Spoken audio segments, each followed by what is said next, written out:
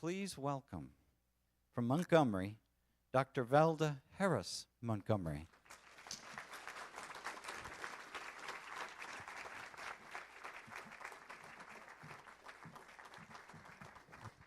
Oh, goodness, I don't know if I can live up to that.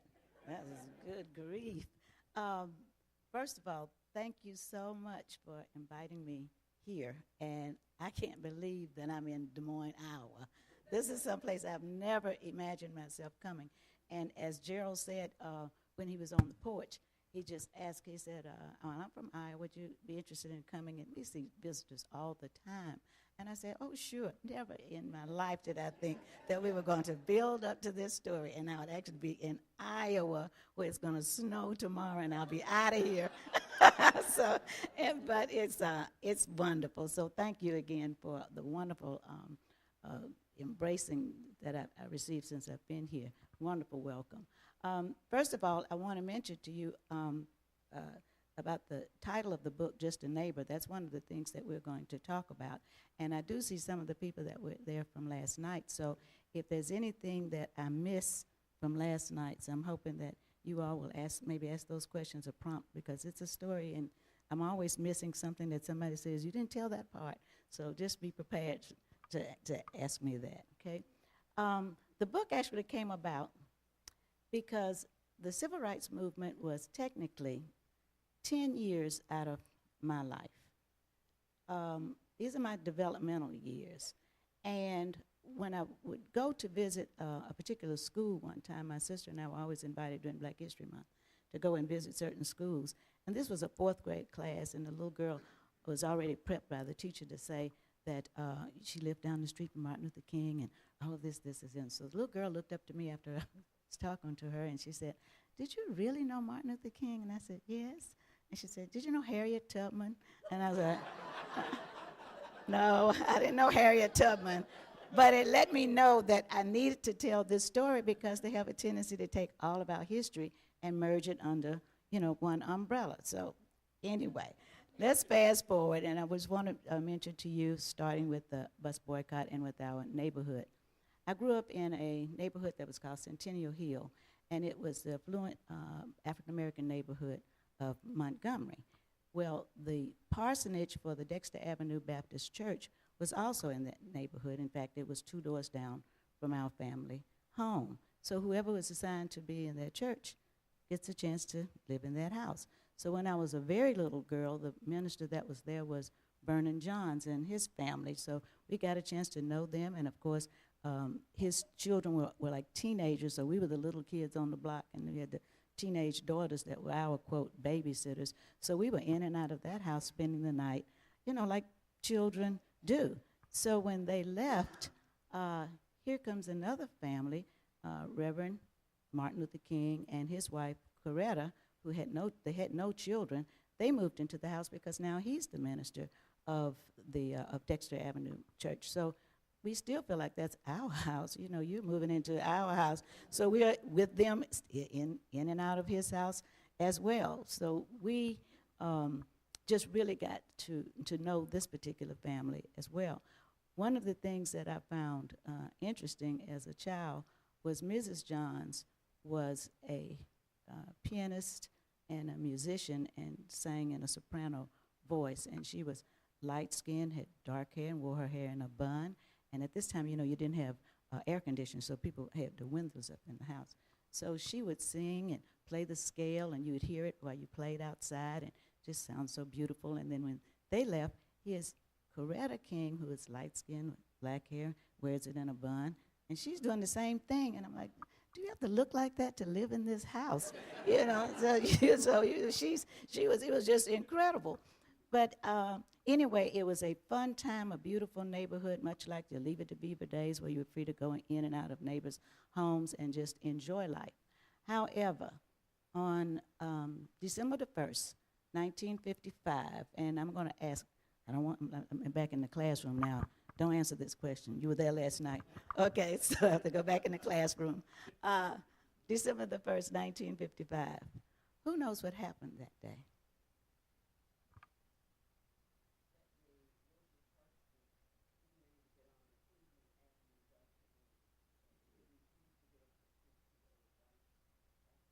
Okay. Oh, okay. Anybody else with an event that happened on that day? No. What'd you say?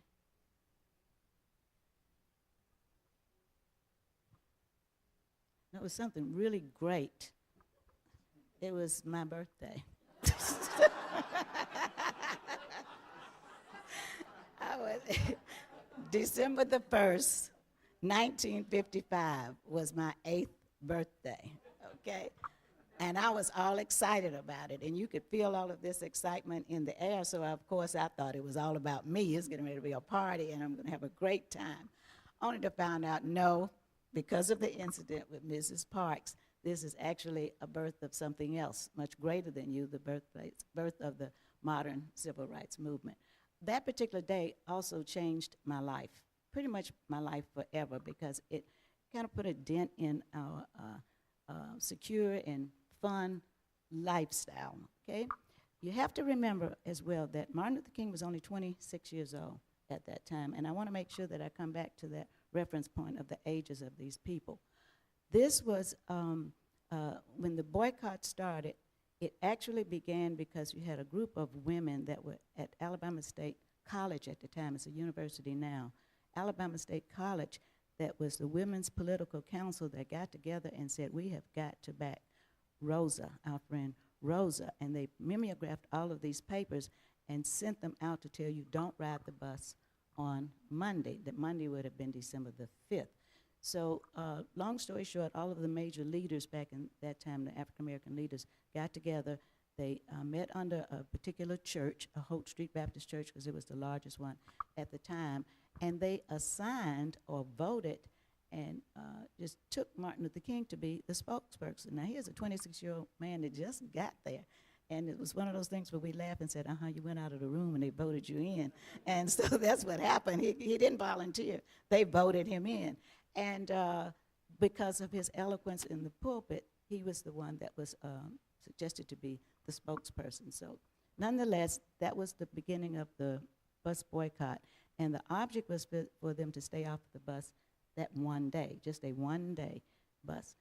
When they all agreed, and when I say they, we're talking 50,000, I'm not exaggerating that number, 50,000 African-American people in that city bonded together, unified in a solidarity to not ride the bus. And so that morning,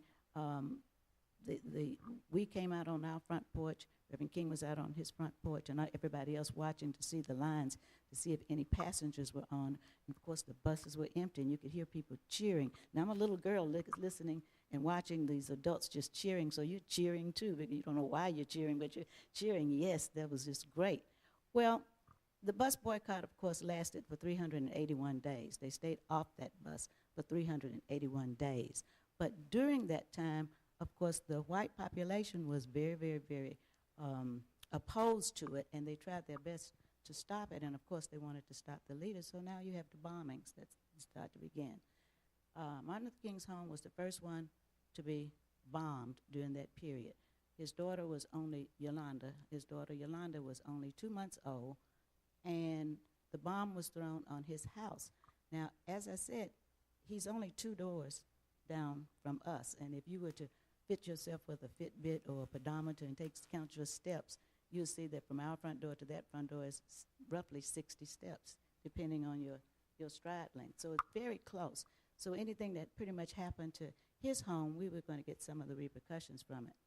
My mother happened to be next door that night, and we were watching television, and that bomb went off, and it was the loudest thing we'd ever heard. It was a big boom. It was something we had never heard of before. And of course, as children, we ran to the front door to see what was going on. And we saw the crowds gathering in front of Reverend King's house, and they had all of these weapons in their hands because they wanted to take out vengeance on the people, that did that to them. Martin Luther King wasn't at the home at that time, so by the time he got to the house, he was on the porch quieting the crowd in a nonviolent way to tell them, go home, put down your weapons, go home, I'm all right, my family is fine. Well, my mother heard him say that because she went back outside so she could hear what was going on and watch him quiet the crowd. She told us to stay in, but being children, we were going to peek out the door and be nosy, so that's how we got a chance to see exactly what was going on. During that period of 381 days, that was not the first bomb. There were many more to come. In just my neighborhood, there was one night that they planted 12 sticks of dynamite on his porch, and another set of dynamite right across the street from us, which was a local cab stand and a gas station. Cab stands and gas stations were very vital to the boycott at that time because it was the cab companies that helped to transport people. These black cab companies helped to transport people, and then of course you had your black service stations that were going to supply the gas. But that particular night, my mother had gone to Charleston, South Carolina, to visit with her mother, and my dad was taking her over there. And my older sister and I stayed next door with my grandmother. And my grandmother has a big 2-story house with old-fashioned with these long windows to it. The 12 sticks of dynamite did not go off, but the one across the street did. And all we heard was glass shattering everywhere, all around us, just glass shattering everywhere. It took me about 10 years to get over the sound of glass breaking. I literally could not walk on glass to hear it crackle. And there was no PTSD back in those days. And that's the major point that I'm trying to make, that there were children that were involved as well during all of this, that it's still in their minds. Also, there were more bombings at all of the different churches that were holding the mass meetings, and you could just lay in your bed and hear the bombings going off like a war zone. People's homes were just destroyed. These were the Klans people that were coming on. They put the names on the bombs to tell you exactly which house they were supposed to be delivered to. So we had to live through all of that, and through all of that, you still had these people, these 50,000 people that continued to walk because they were on a mission. We look back at this and we see Martin Luther King being 26 years old. We see the attorney, the young attorney that was handling all of the business, Fred Gray, who had just come out of law school. We see my dad, who had just really finished pharmacy school, but being a Montgomeryan, he was already a native of Montgomery. He was just a little bit older than they was, maybe about 32 or 33, early 30 years old. But yet these, and Reverend Abernathy was 29 years old. If you stop and think about the age of these people all came together and carried out this mission, this movement. And it's just amazing to me of how this was done. And in any books that you read or talk with anybody that was there, they're going to use the word divine, that it was some kind of way a divine movement. You just cannot get that kind of organization for 381 days, okay? So anyway, long story short, eventually the boycott ended, and it was successful. That didn't necessarily end the laws of segregation. So even though we could sit somewhere else on the bus, and as my dad said, as soon as we could sit on the bus, he said, you get on that bus and you sit right behind the driver. He said, don't you sit so close, you're in the driver's seat. And so to this day, I'm almost right at the front, because I just like sitting at the front of the bus because we couldn't back in those days. And if you didn't know, I'm just going to give you a little bit about that. It's because a lot of people think, if I asked the question, where do you think Rosa Parks was sitting? Because so many people are taught wrong. Most people think that she just sat down in the front of the bus and refused to give up. No, she was sitting in the black section of the bus. The bus was divided, much like you would have this. Let's just say you had this side and that side. And this is the black side and this is the white side. But all of this is full, and so is this. And more people come in, more whites come in. Well, you've got to get up out of your seat so that they can sit in yours. So she was right at where she was. She was supposed to be sitting exactly where she was. So she was not violating any law, and that's why they arrested her anyway, because that was the law, okay? So anyway, as I said, the boycott ended, and we were all able to say ride the bus without any problems. Segregation, however, still existed throughout those many years. You still were not able to go to restaurants. You couldn't go to drink out of water fountains. You know, you couldn't try on shoes. You couldn't try on a hat or any of those kinds of things. You couldn't go to the parks. But at least we had accomplished one thing, and that was to be able to ride on the bus. So fast forward with my life now, and it comes to 1961. I'm now 13 years old. In May of 1961, I'm in the 8th grade, and the Freedom Riders come into town. And the Freedom Riders, for those of you that don't know, were a group of students that started in Washington, D.C., and their mission was to challenge interstate bus travel to make sure that they could go to the different places. And when they got to Birmingham, one of the buses, when it got to Birmingham, they were on their way down to Montgomery. They were told that they were going to be protected and that they had no problems. They could come into Montgomery safely. They rode into Montgomery, and they will tell you that it was the eeriest thing that they ever felt because there was nobody in the station. They felt very uncomfortable, like, do we really want to get off this bus? Because they'd already been bruised and previously. Do we want to get off this bus? And as soon as those doors open, there's the gang of people coming out with boards and sticks and weapons and chains, and guns and knives and everything, just beating them with anything that they could find. That's when Congressman John Lewis was hit in the head with a Coca-Cola crate. So you had a lot of blood everywhere. One guy named Jim Swerve, one of the white Freedom Riders, was taken to the hospital, just beaten extremely badly on that particular day. Well, what happened was they called some of the leaders in Montgomery, the African-American leaders in Montgomery, got together and everybody scattered them around in various homes for their safety until they could meet together as a group that night at First Baptist Church in Montgomery. So they managed to meet that night at First Baptist Church. At that church, it was a big mass meeting, so the congregation was filled with people.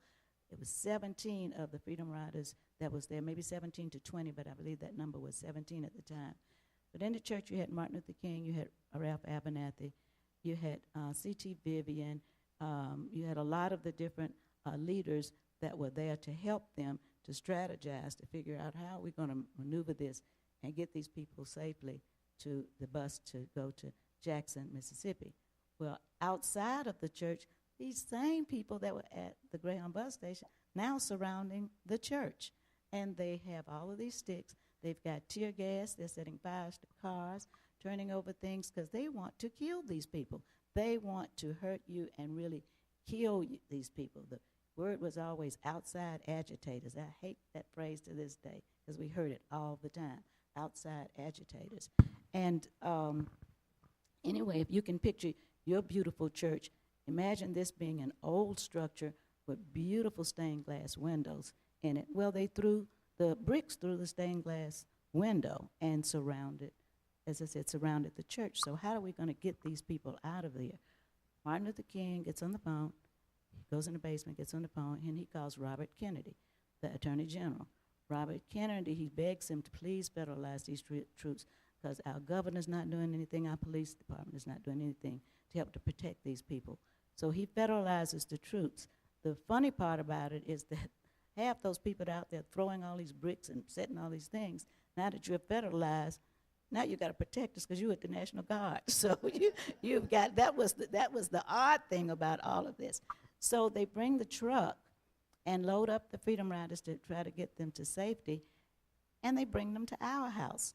Now, the big question mark over my head is, who told you that? Where was the communication? Because there was no cell phone or anything like that. So the only thing I can possibly think of that would sound logical, it's not fact, but logical, would be that Martin Luther King called my dad, since they were friends, and said, and he knew the size of the house, can you do it? And he knew Dad would say yes because of his involvement with other things. So nonetheless, they came in wee hours of the morning, early like dawn or so, and bruised and battered and exhausted.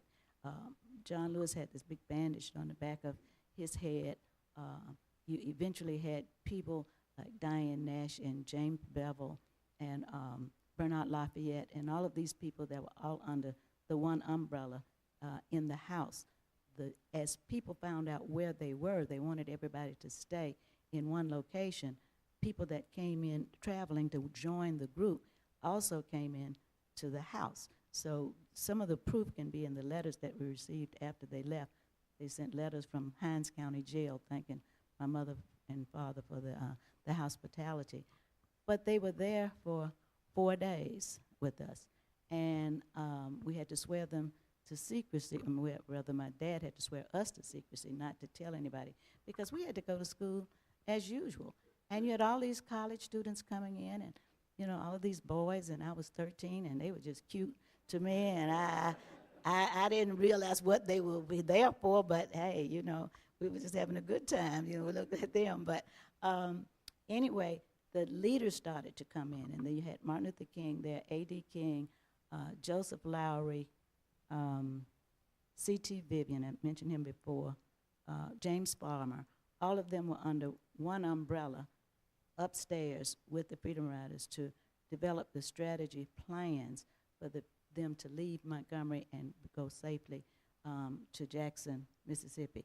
So one of the questions is always asked, how did you accommodate all these people? Because they were there with us for, as I said, for 4 days. But as we say, God's plan. The house was remodeled to the size that it is now 2 years prior to that, 2 or 3 years prior to that. So we were able to accommodate large amounts of people. Had three large rooms that were, one of them was unfurnished at the time. We call it the playroom because it was just a big room, and that's where most of them were during the meeting time. But they had free reign, of the house. And then the next question is, well, how did you feed and take care of these people? Well, my dad was a pharmacist and had his own drugstore and had access to medical care. So he could provide the medicines and any doctors or medical care that you might need. And my uncle had a restaurant right next to the drugstore, so he provided all of the food. And the other thing was my dad's drugstore originally had a lunch counter in it. And when my uncle opened his restaurant, my dad shut down the lunch counter. And so when we remodeled the house, all of that stuff came into our house. So we had the grill, we have the stools, we have a counter, we have the big Coca-Cola box, the old-fashioned kind, that you do like this and open up, Children don't even know. Children come in their house and go, what is that big red thing? What is that? They're so used to the stand-up kind. But nonetheless, all of that was in the house. So after they had, their meetings, there was a third floor to the house that we grew up calling it the bar. It's, today's terms would be a man cave. But it was the bar to us, and Daddy would always tell us, nope, you can't come up this way. This is the bar on the third floor. That's where all of the leaders went up to the bar. And one of the leaders was an attorney, Solomon Say, who corrected me because I did not know this.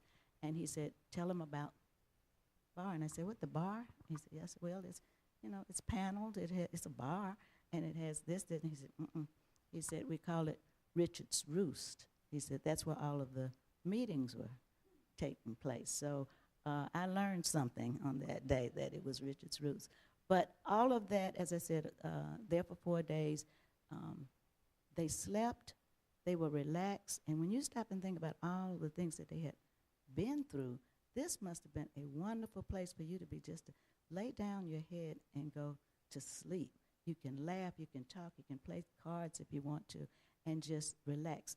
Daddy definitely provided a safe haven for them. So when the time came for them to leave, they all gathered in the kitchen, and A.D. King, Reverend A.D. King, gave the final prayer, and they lined up in the hallway to board the National Guard trucks that were going to take them back to the bus station. And my mother says she remembers looking at them, and they looked like lambs going to the slaughter. And she was really concerned and prayerful for them. So, but that was the Freedom Riders' time, and that's, as I said, that's 61, and I'm 13 years old. Then comes 63, 2 years later, at 15, you have the bombings in Birmingham. Now, we weren't directly affected with the bombings in Birmingham, but later in 1965, I'm headed to college in Nashville, Tennessee, and the train comes from Montgomery and goes to Birmingham and picks up, that track. And it picked up a couple of people from Birmingham that were also going to Fisk, and on the train was a friend that I met that we became very close friends, and we were just talking, and she said, well, I'm from Birmingham. I said, well, I'm from Montgomery.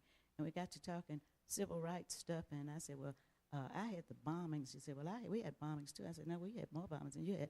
And we were just going, and we had this one-upmanship, and then she played her trump card. She said, I was in the church when the bombing occurred, when the 4 little girls got killed.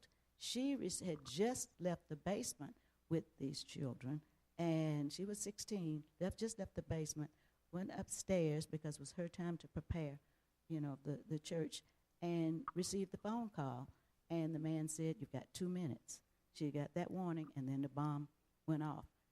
It really bothered her to the point that as an adult, I didn't know she was going through all of this trauma in college. If I had known, I told her we could have really talked about this. But as an adult, it bothered her so much that she became an alcoholic or started drinking heavily. I won't say alcoholic, but started drinking heavily. But she did have several suicide attempts. She's now an ordained minister, has written a book about it. It's called While the World Watched, if anybody's interested. And her name is Carolyn McKinstry. But I'm saying that to say, again, she was one that pointed out what children were going through, how it affected us, and the fact that people don't think about the collateral damage. We always concentrate on those 4 little girls, but there was a whole congregation of people that were there, and there's still people that are suffering with shrapnel. Some are blind, some have psychological disorders, some lost their friends, or they're maimed, or whatever the case may be. So nobody ever talks about that part of it. But anyway, as I said, that was 1963, which I was not directly involved with, but she was. So we just kind of fast forward to 1965 now. We're going through all of this. Prior to my senior year of 1965, let's go with 1964, the Civil Rights Bill is finally passed that summer in 1964. I'm president of the student council, so I've got a little clout. I can call it my friends, let's go do something. So it was, the ink was not dry on that piece of paper before we piled in the car, and we went to the drive-in theater. And I know everybody in here, I'm looking at everybody all right along with me, so you know what the drive-in theaters look like with the roll-down windows and the speakers on the doors, right? So we had the windows down, and I had my younger brother sitting in the front so he could see the movie. And while he was sitting behind the steering wheel, this gang of white boys came and started beating him in the head. Well, we had other people in the car with us that broke out, to chase them away. But we had learned by this time, don't move. You paid your money to see this movie. We're going to see this movie. You're going to do whatever you have to do. Because by this time, I had attended mass meetings, so I learned what the rules were. You learn how to fall, you learn how to sit, you learn how to respond, you learn how many abreast you can walk on a sidewalk, how many abreast you can walk on the street without being a gang or without you violating the law. You learn all of this stuff because we went to those meetings. So that was one event, and then our favorite one was when we wanted to test the waters at the lunch counter. So there was a diner on a street down in downtown Montgomery, and a group of us went down there and sat on those stools, just, looking at the menu. And of course the lady comes up to us and she goes, we don't serve, N-words here. And we said, that's fine, that's not what we plan to order. And we just kept sitting there. We just sat there, and the next thing, of course, they called the police, and the police come. They didn't arrest us, but we knew enough to know it's time for us to make a move, so we did move. But there was never any fear. People always ask that question, were you ever scared? And I said, no, I don't ever remember feeling scared. In fact, you got stronger and stronger with each one of those movements. But as I said, that was 64, my senior year of 64, which was 64, 65. So that's summer 64. Then March of 65, here's Selma. Now we got Selma who comes to Montgomery, who comes to my high school, because that's where the land was, the final, what they call it, campsite, the final campsite was on St. Jude Educational Institute's property. So that was the night that you got a chance to see the Stars of Freedom, Harry Belafonte and Sidney Poitier and Samuel Davis Jr. and Joan Baez and James Baldwin, and you just name Charlton Heston, you just name a list of people that was there. The funny part for me was that I've got on heels right now, so if I take them off, you'll see just how short I am. It was a whole field full of marchers that were there, and I was trying to get to the front, to see the entertainment, so you know how you go through and say, excuse me, excuse me, I'm just trying to get to my brother up there, excuse me. And so while I'm trying to do this, I'm at armpits. I'm at everybody's armpits. These are folks that have marched for 4 days. And I was like, oh, gosh. And the next thing I know, somebody must have body surfed me out there because I was on a brick wall on the outside. So I didn't miss the concert. I just didn't see the concert. So I didn't miss the concert. But I'm saying that to say, you never take into consideration what these marchers must have looked like. There were no Reeboks. There were no pedometers. There was no water, disposable water that you have, like there were no cell phones, none of the modern conveniences like we have right now. And you had people that had bloody feet, had to have medical care, just to take care of them, because this was not the last of the march. They still had to get up that morning now and march the 3 miles down to the state capitol. That's the part that we as students, as high school students, got a chance to take part in, that last leg. So when the movie came out, it put a real focus on that particular incident, Selma, and people always ask, well, did you see the movie? And I said, I saw it because I had to see it because I was invited to go to the premiere. But I was there the first time, and I really didn't want to see that. And when I was there for, when I saw the movie, The Butler, I couldn't take any of that. I just cried throughout the whole movie because everything about The Butler, and Cliff, you haven't seen it, everything about The Butler, including the guy getting on the train to go to Fisk University. I had lived that. That was my life. I knew everything firsthand about that. But nonetheless, the Selma Montgomery March, of course, was successful. So that was 1965. Now, here's the part that's not in anybody's book that's really personal, because now I'm in college, having a good time. Student Nonviolent Coordinating Committee, SNCC, Stokely Carmichael, all of those people are now on college campuses. And April the 4th, 1968, I'm in Nashville. Martin Luther King is in Memphis. This is like my uncle all my life because I've known him like that. He's assassinated. Now, mind you, we've already dealt with all these assassinations leading up to him, and then that was just the breaking point for me. I had had enough of all of this. I was 19 years old, and I was living in a dorm that had access to the upstairs to the roof, and there were a couple of friends, me and a couple of friends of mine went up there, and we started making these Molotov cocktails, and we were on a corner looking for any white person that even came by. We were ready to just throw these things down. It's like I really, in my heart, felt this hate that I'd never felt before because I had had enough. And on the campus, we had riots on the campus. You had tear gas in the dorms, and it was just a very, very, very, very tough time.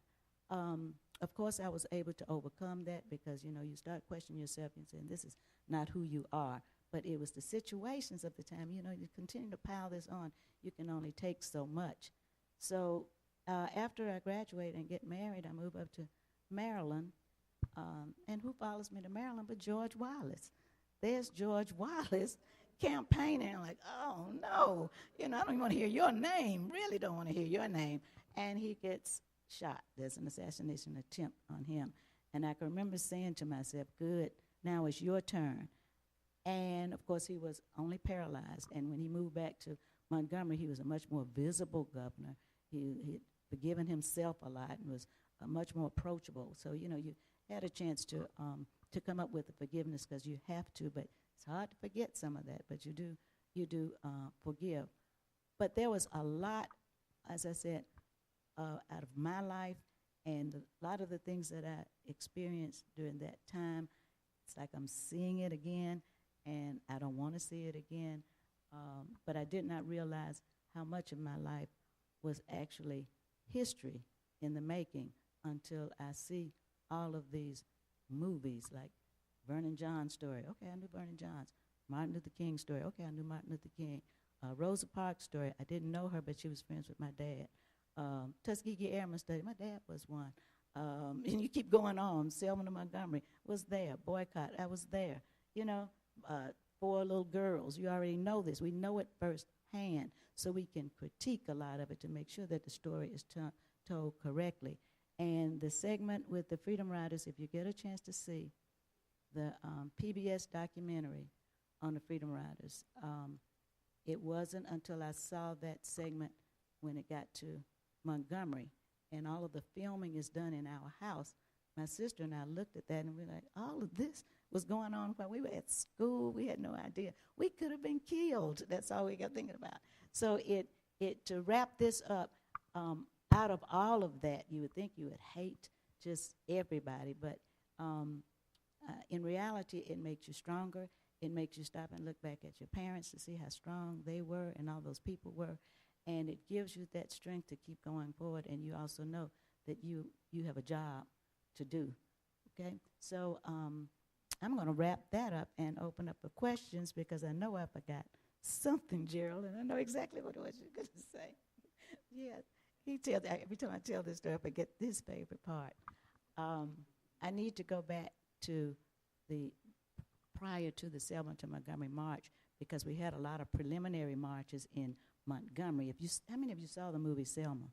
Anybody saw the movie? Let me see if I can make you remember. Prior to them actually being able to march, you remember when they had to march to go see the judge to get approval that you're going to protect us when we do this. Okay, well, that was in Montgomery. So the Montgomery folks, all of the students, the high school students and college students, were the ones that got together to march to go to the courthouse for Frank Johnson. But prior to that, during that time frame, there was something that was called the South Jackson Street Melee. South Jackson Street is the street that the parsonage is on, where we live on, Alabama State is on. And that particular night, you had students from Tuskegee, from Alabama State, high school, and all, that had a sit-in right under the traffic light at the intersection of High Street and Jackson Street to protest, okay? No sooner that you could bat your eyes, here come all of these Klansmen on horseback, riding down the street, wailing batons. They hit a pregnant lady. People were jumping the fence, and all of them, they were fully robed.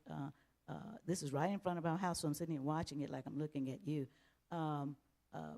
with the horses and attacking everybody. People were scattered everywhere. My girlfriend said, yeah, my tennis shoe was on Newsweek, on the cover of Newsweek magazine, because she lost her shoe behind there trying to climb up a tree somewhere. But, you know, you scattered and you did these kinds of things. But somebody pulled the hood off of one of the Klansmen, and we all recognized him, that he was the owner of the grocery stores in all of our areas. So he didn't have any grocery stores that next morning. So this is the kind of things, I mean, this was just our way of life, you know. So we know, as I said, when we see it coming back at us, we want to stop that wave before it hits again. So anything else that I missed? David, anything, please?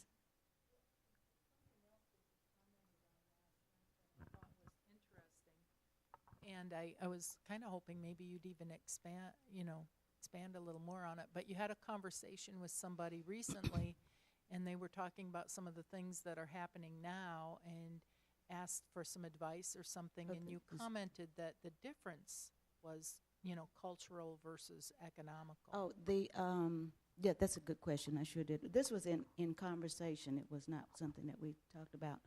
But it was one of those things where people in Montgomery, I work for, not volunteer, I should say volunteer because I'm retired, but I'm volunteering with the National Center for the Study of Civil Rights and African American Culture. That's the name of it. We call it the center. And we're constantly having tour groups that come in, or people that come in to talk and do talks. And this particular group was a group of international women, and one was from Ghana. And she asked me, after we gave our little spiel, she asked me, she said, well, what kind of tips can you give it? How were you all able to unify so much? How was the people, how was it that the people were so solid and were able to come to some type of conclusion? What can we do? I said, well, you know, your problem is a little bit different from ours because ours was a race thing, and it was black against white. I don't care if you were a billionaire black person, you still couldn't go and drink from that water fountain. You see, you still couldn't go through a door. So money did not buy you entry into anything. Ours was a black-white racial problem where the problem that they were having was a class issue and a women's class issue. And I told her, I really don't have an answer for that one. Yeah, so that was what we were talking about. Yeah, it was not an economic thing with us. Anybody else have any questions? I'm just burning to know. Yes, sweetheart. Mm-hmm. You erased it? Okay. When it went. Oh, you did? What was the question?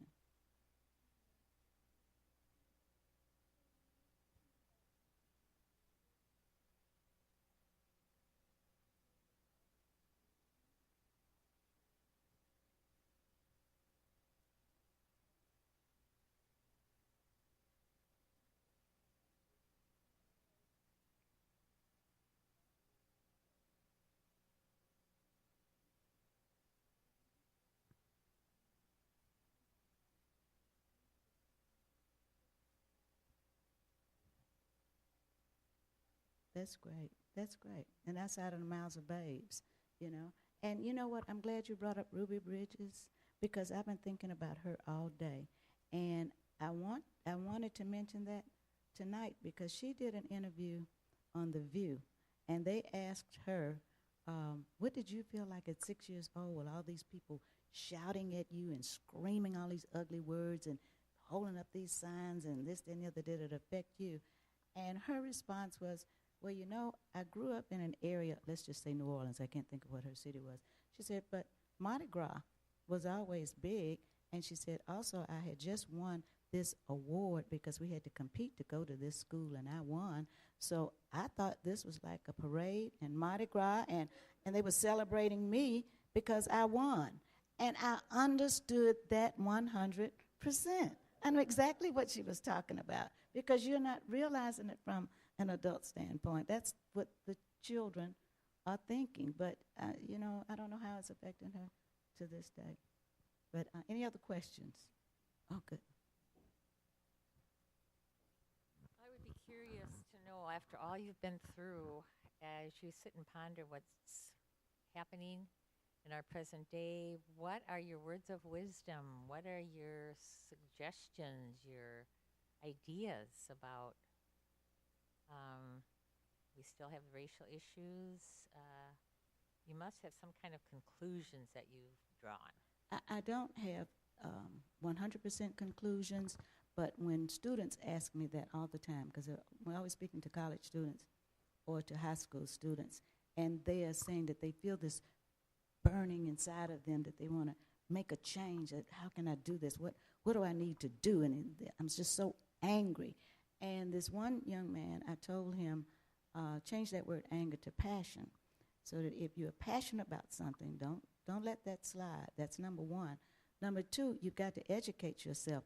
Don't just go out there and just do something because you're angry, because unless you know why it is you're doing it, you're going to be like those people with the herd mentality. If everybody's going this way, I think I'll join them, and you have no idea where they're leading you. So a leader is only as good as his followers, but educate yourself. And when I say educate, I'm serious when I tell them they need to learn our history, and what we've already been through before you jump up and start something else, a new tactic. If it worked before, there's a very good chance that it might work again.